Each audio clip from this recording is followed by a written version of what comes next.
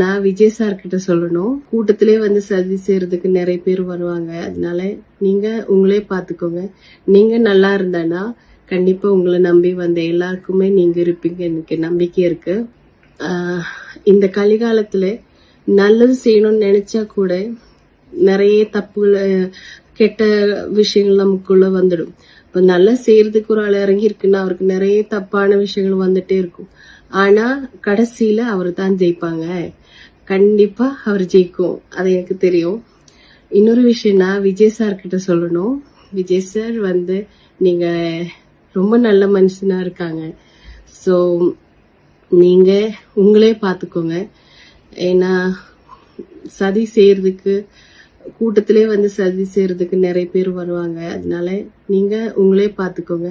நீங்க நல்லா இருந்தானா கண்டிப்பா உங்களை நம்பி வந்த எல்லாருக்குமே நீங்க இருப்பீங்க. எனக்கு நம்பிக்கை இருக்கு.